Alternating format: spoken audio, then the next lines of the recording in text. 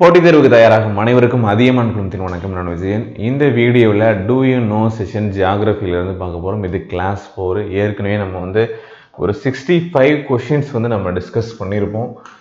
இப்போது 65 box content அது ரிலேட்டடான கொஷின்ஸ் இந்த இன்ஃபர்மேஷன் நம்ம பார்த்துருக்கோம். அதனுடைய கண்டினியூஷனாக இப்போ நம்ம இந்த 4வது பார்ட்டில் ஒரு 20 கொஷின்ஸ் நம்ம டிஸ்கஸ் பண்ணலாம். சரிங்களா? ஓகே, ஸ்டார்ட் பண்ணலாமா? ஸோ கடைசியாக பார்த்தீங்க அப்படின்னா இந்த கொஷினோட முடிச்சிருப்போம். ஸோ அடுத்து பார்த்தீங்க அப்படின்னா பார்ட் 4ல் பார்த்தீங்க அப்படின்னா சில கொஷின்ஸ் நம்ம பார்க்கலாம். சரிங்களா?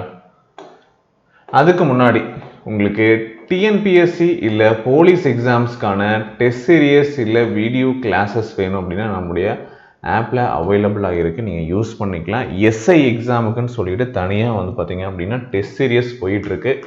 நீங்கள் அந்த டெஸ்ட் பேட்சஸ்லேயும் என்ரோல் பண்ணிக்கலாம். சரிங்களா? உங்களுக்கு ரெகுலரான டெஸ்ட் பார்த்தீங்கன்னா ஆன்லைன் மோட்லேயும் அவைலபிளாக இருக்குது.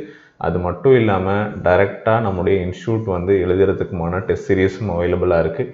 இல்லை சார் எனக்கு பிடிஎஃப் டெஸ்ட் சீரியஸ் இருந்தால் நல்லாயிருக்கும் அப்படின்னு நினைக்கிறவங்களும் நீங்கள் வாங்கி எழுதிக்கலாம். ஆன்லைன் மோடில் ப்ராக்டிஸ் பண்ணாலும் பண்ணிக்கலாம். சரியா? எது உங்களுக்கு கன்வீனியண்ட்டாக இருக்குமோ அந்த பேட்ச் என்ரோல் பண்ணிக்கோங்க. அது மட்டும் இல்லாமல் வீடியோ கிளாஸ் பேட்சஸும் இருக்குது, யூஸ் பண்ணிக்கோங்க. அதில் எல்லாத்துக்கும் வீடியோஸ் ப்ளஸ் டெஸ்ட்டு இது ரெண்டுமே அவைலபிளாக இருக்கும். ஸோ இது மட்டும் இல்லாமல் ஃபாரஸ்ட் கார்டுக்கு வாட்சருக்கு இந்த எக்ஸாம்ஸ்க்கான வீடியோ கிளாஸ் டெஸ்ட் பேட்சும் போகுது.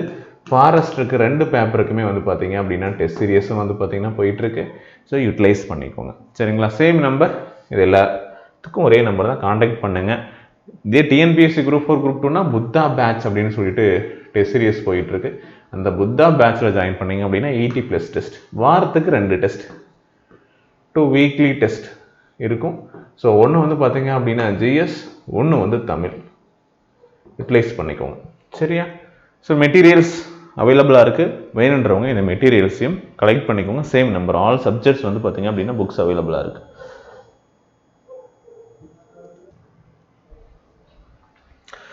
சிக்ஸ்த் கொஸ்டின் பார்க்கலாமா? ரெடியா? ஓகே. எந்த நாட்டில் காணப்படக்கூடிய ஏஞ்சல் நீர்வீழ்ச்சி உயரமான நீர்வீழ்ச்சியாகும் அப்படின்னு ஒரு கொஸ்டின் கேட்டிருக்காங்க. எந்த நாட்டில் காணப்படக்கூடிய ஏஞ்சல் நீர்வீழ்ச்சி? ஏஞ்சல் நீர்வீழ்ச்சி அப்படிங்கிறது எங்கே இருக்குது? வெனிசுலாவா, அமெரிக்காவா, ஜாம்பியாவா, இல்லை பிரான்ஸா அப்படின்னு சொல்லி கேட்டிருக்காங்க. இது தென் அமெரிக்காவில் இருக்குது. எங்கே இருக்குது? சவுத் அமெரிக்காவில் இருக்கக்கூடிய ஒரு நீர்வீழ்ச்சி, ஏஞ்சல் நீர்வீழ்ச்சி. உலகிலேயே மிக உயரமான நீர்வீழ்ச்சி எது அப்படின்னு கேட்பாங்க. ரொம்ப ஹைட்லேருந்து விழக்கூடிய ஒரு நீர்வீழ்ச்சி அப்படின்னா இந்த ஏஞ்சல் நீர்வீழ்ச்சி தான். சரிங்களா? வட அமெரிக்காவில் கனடா மற்றும் அமெரிக்க ஐக்கிய நாடுகளுடைய எல்லையில் நயகரா நீர்வீழ்ச்சி அப்படின்னு சொல்லிட்டு இருக்கு. சரிங்களா? அது மட்டும் இல்லாமல் ஆப்பிரிக்காவில் ஜாம்பியா மற்றும் ஜிம்பாப்வே நாடுகளினுடைய எல்லையில் விக்டோரியா நீர்வீழ்ச்சி இருக்குது. இது மற்ற முக்கியமான நீர்வீழ்ச்சிகள். சரிங்களா? ரொம்ப உயரமானது ஏஞ்சல் நீர்வீழ்ச்சி, அதை நோட் பண்ணிக்கோங்க. நயகரா தெரியும். சரிங்களா? அது அமெரிக்கா, கனடா, ஐக்கிய நாடுகளுடைய எல்லையில் பார்த்தீங்க அப்படின்னா இருக்கக்கூடியது. சரியா? அதை நோட் பண்ணிக்கோங்க. சரிங்களா? ஜாம்பியா மற்றும் ஜிம்பாப்வே நாடுகளுடைய எல்லையில் விக்டோரியா நீர்வீழ்ச்சி இருக்கு. மற்ற நீர்வீழ்ச்சிகள் எந்த பிளேஸில் இருக்கு அப்படிங்கிற கேள்வி கேட்டால் அதுக்கும் ஆன்சர் பண்ண தெரியணும். சரியா? இப்போ இந்த கேள்வி வந்துருங்க, எந்த நாட்டில் காணப்படக்கூடிய ஏஞ்சல் நீர்வீழ்ச்சி மிக உயரமான நீர்வீழ்ச்சி ஆகும்? அமெரிக்கான்னு 19 கொடுத்துருக்காங்க. அப்போது தென் அமெரிக்கா அப்படின்னும் கொடுக்கலாம். சரியா? Okay, right. நெக்ஸ்ட் கொஸ்டின் போகலாமா? மியாண்டர் அப்படிங்கிற ஆற்றின் பெயரின் அடிப்படையில் உள்ள ஆற்று வளைவு எந்த நாட்டில் இருக்கு? சரியா? ஸோ என்ன சார் கொஷின்ஸ் புரியல? பாக்ஸ் கண்டென்ட் பாருங்க. Asia minor. சரியா? ஆசியா மைனர் அதாவது துருக்கி. ஆசியா மைனர் என்ற நாட்டில் உள்ள மியாண்டர் ஆற்றின் பெயரின் அடிப்படையில் ஆற்று வளைவு என்ற சொல் பார்த்தீங்க அப்படின்னு ஏற்பட்டது. காரணம், இந்த ஆறு அதிக திருப்புகள், ரொம்ப ரொம்ப பார்த்தீங்க அப்படின்னா வளைவாக பார்த்தீங்க அப்படின்னா ஓடக்கூடிய ஒரு ஆறு, அதிக திருப்பங்களுடன் மற்றும் அதிக வளைவுடன் ஓடக்கூடியது இந்த ஆறு. மியாண்டர் ஆற்றின் பெயரின் அடிப்படையில் ஆற்று வளைவு அப்படிங்கிற சொல் பார்த்தீங்கன்னா ஏற்படுத்தப்பட்டிருக்கு. சரிங்களா? நோட் பண்ணிக்கோங்க. எங்க? துருக்கியில். சரிங்களா? ஓகே, நெக்ஸ்ட் கேள்வி பாருங்க. வடக்கு சீனாவில் படிந்துள்ள காற்றடி வண்டல் படிவு எந்த பாலைவனத்தில் இருந்து கடத்தப்பட்டவை அப்படின்னு சொல்லி கேட்டிருக்காங்க. சரிங்களா, வடக்கு சீனா பாருங்க, வடக்கு சீனாவில் படிந்துள்ள காற்றடி வண்டல் படிவுகள் எந்த பாலைவனத்திலிருந்து கடத்தப்பட்டவை? கோபி பாலைவனத்திலிருந்து கடத்தப்பட்டவை. சரியா? ஸோ ஆன்சர் வந்து பார்த்தீங்க அப்படின்னா ஆப்ஷன் ஏ. ஓகே, சரி. நெக்ஸ்ட் கொஸ்டின் பாருங்க. உலகத்தில் மிக நீளமான கடற்கரை எது சார்? சார் மெரினா கடற்கரை இருக்கு, மியாமி இருக்கு, மிசிசிப்பி, சிலிகா சார் அப்படின்னு பார்த்தோம் அப்படின்னா நம்ம சென்னையில் இருக்கக்கூடிய மெரினா கடற்கரை செகண்ட்.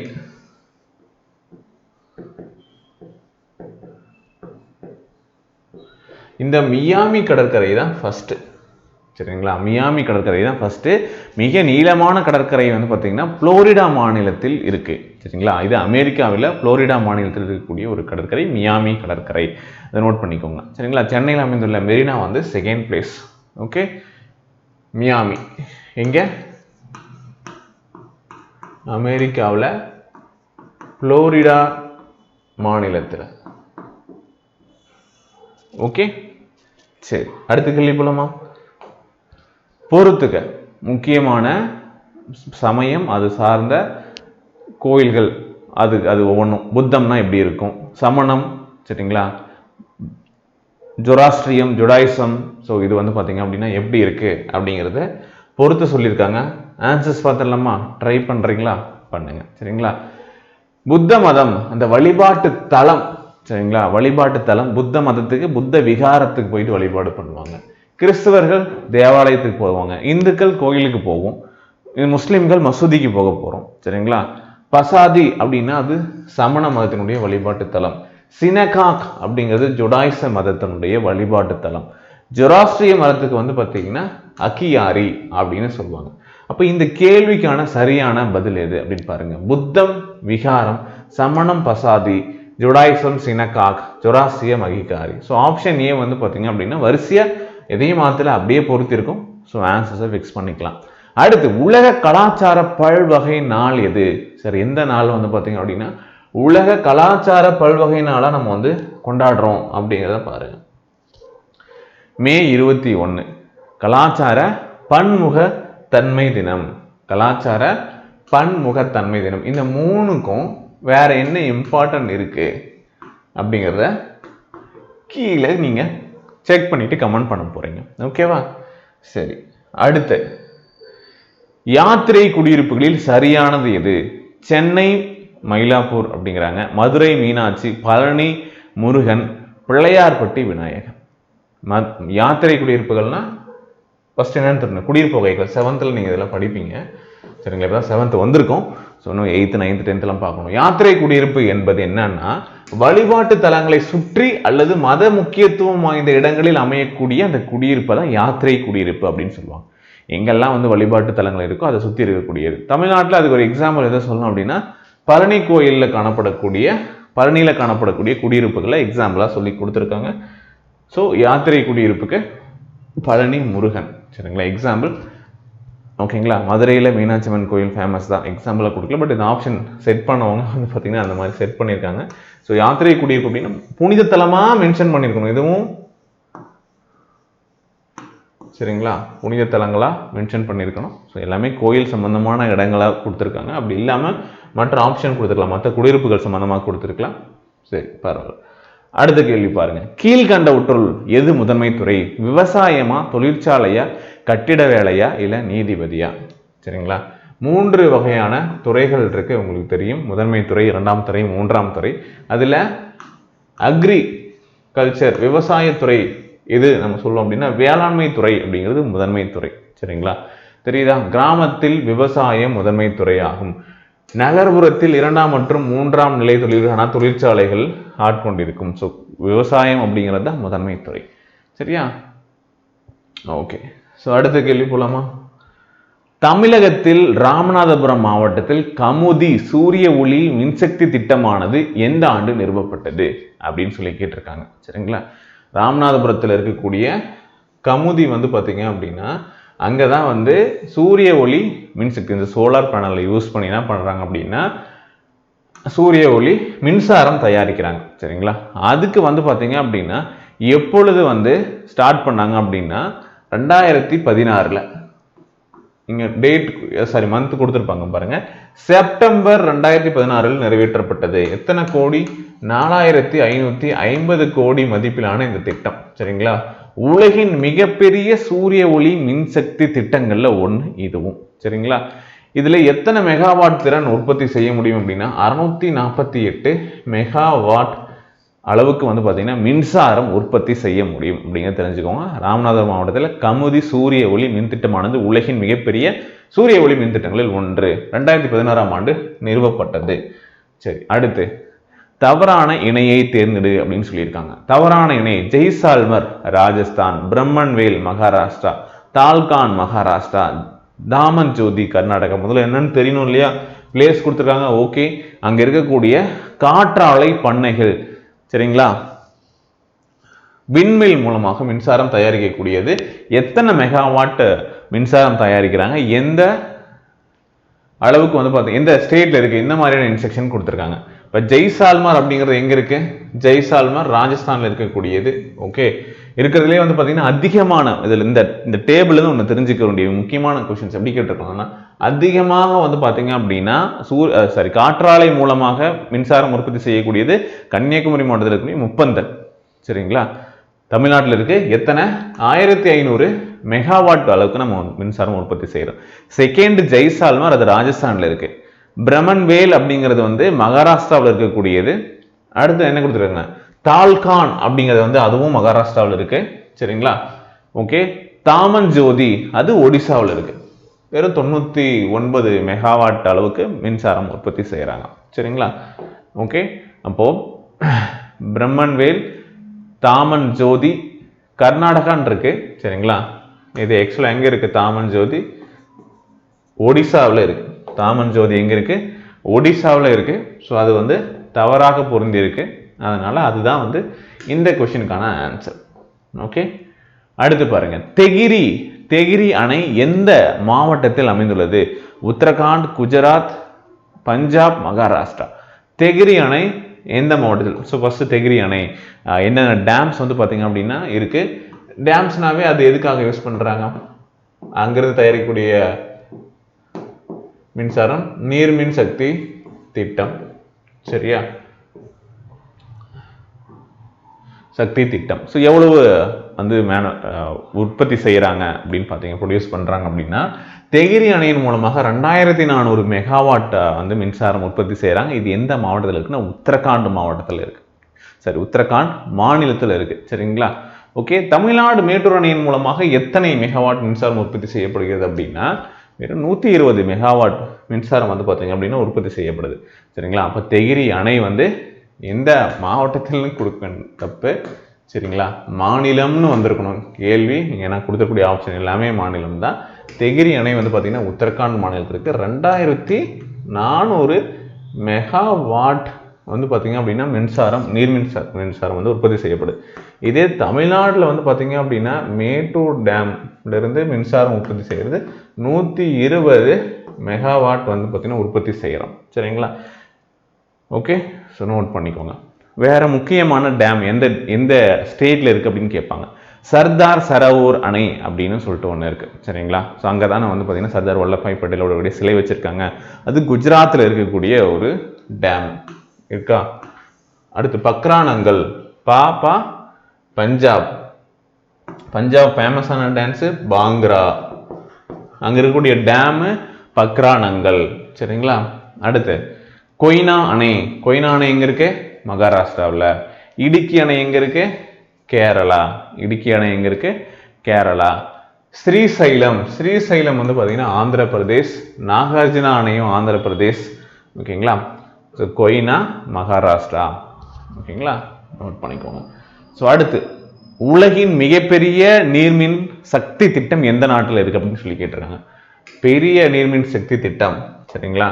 அதாவது சீனாவில் இருக்கக்கூடிய 3 கார்ஸ்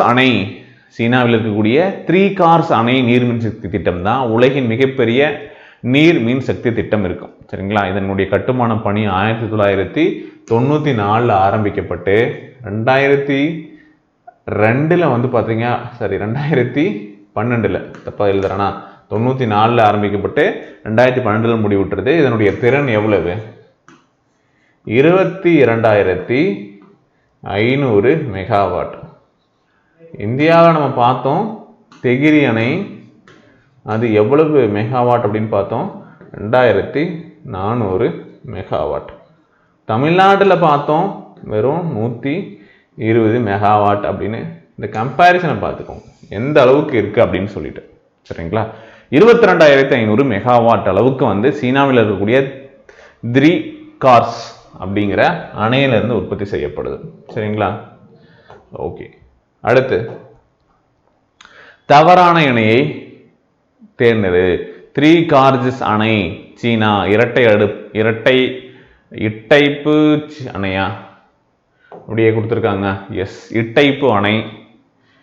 அடுத்து வந்து ஜிலுடு அணை, குறி அணை அப்படின்னு சொல்லிட்டு இருக்கு. இது எல்லாமே சீனான்னு கொடுத்துருக்காங்க. ஒன்று மொத்தம் வந்து பார்த்தீங்க அப்படின்னா பிரேசில் அப்படின்னு சொல்லிட்டு கொடுத்துருக்காங்க. பார்த்துடலாமா?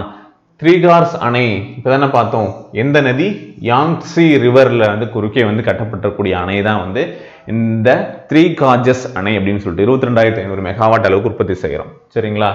அப்புறம் வந்து பார்த்தீங்கன்னா இட்டைப்பு அணை, அது பிரேசில் மற்றும் பராகுவேவில் வந்து பார்த்தீங்க அப்படின்னா இப்போ பாயக்கூடிய ஒரு அதுக்கு நடுவில் கட்டப்பட்டிருக்கக்கூடிய அணை பரானா நதிக்கு நடுவில் கட்டப்பட்டிருக்கு.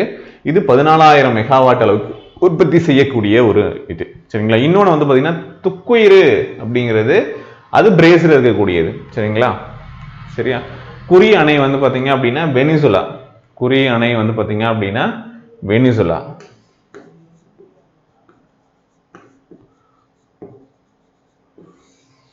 ஓகே, இட்டைப்பு அணை வந்து பார்த்தீங்க அப்படின்னா பிரேசில், பராகுவே.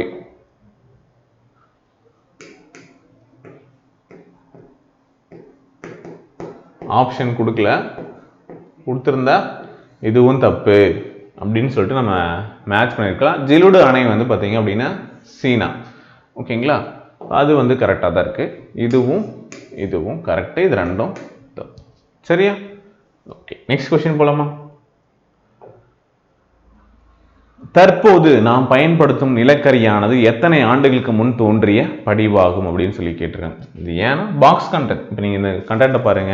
இப்போ நம்ம யூஸ் பண்ணிட்டு இருக்கக்கூடிய நிலக்கரி லிக்னைட் வந்து பார்த்தீங்கன்னா ஒரு 3000 வருஷத்துக்கு முன்னாடியே வந்து தோன்றிய படிவுகள். சரியா? பூமியினுடைய பெரும்பகுதி நீராவி சதுப்பு நிலங்களால் நிரம்பி இருக்கக்கூடியது. தாவரம் மற்றும் விலங்குகள் இறந்த பின்னாடி என்ன பண்ணுவோம், அதோட எச்சங்கள் வந்து பார்த்தீங்க அப்படின்னா சதுப்பு நிலங்கள் அடியில் புதைக்கப்பட்டிருக்கும். ஸோ இறுதியில் அது என்ன ஆகும் அப்படின்னா புவிக்கடியில் போயிட்டு அதிகப்படியான வெப்பம் அழுத்தத்தின் காரணமாக நிலக்கரியாக மாற்றப்படுது. ஸோ அதுதான் நிலக்கரியாக நம்ம வந்து யூஸ் பண்ணிட்டு இருக்கோம். 300 ஆண்டுகளுக்கு இப்போ நம்ம யூஸ் பண்ணுறது வந்து பார்த்தீங்கன்னா 300 இயர்ஸ்க்கு முன்னாடி உருவானது. சரியா? அடுத்து ஓகே, நெக்ஸ்ட் கிளாஸில் ரிமைனிங் கொஷின்ஸ் வந்து நம்ம பார்க்கலாம். பார்ட் 5ல் வந்து நம்ம ஒரு 20 கொஷின்ஸ் பார்த்தோம் அப்படின்னா 100 கொஷின்ஸை நம்ம வந்து கம்ப்ளீட் பண்ணிவிடுவோம். ஓகே, அந்த 5th பார்ட்டோட நம்ம வந்து பார்த்தீங்க அப்படின்னா 100 கொஷின்ஸ் முடிஞ்சிடும். நம்ம அடுத்த செஷன் அதை பார்க்கலாம். சரியா? இந்த செஷனில் இதை மட்டும் டிஸ்கஸ் பண்ணியிருக்கோம். பாருங்கள், நிறைய கேள்விகள் அது சம்மந்தமான இன்ஃபர்மேஷன் வந்து நம்ம வந்து கொடுத்துருக்கோம். சரிங்களா? ஓகே, ஸோ டூயினோ செஷன் வந்து பார்த்தீங்க அப்படின்னா மிஸ் பண்ணாமல் டெய்லியும் யூஸ் பண்ணிக்கோங்க. அது மட்டும் இல்லாமல் டெஸ்ட் சீரியஸ் மெட்டீரியல்ஸ் வேணும் அப்படின்னா 8681859181 இல்லை 9994359181 இந்த நம்பருக்கு காண்டாக்ட் பண்ணிவிட்டு நீங்கள் பர்ச்சேஸ் பண்ணிக்கலாம். Okay, thank you.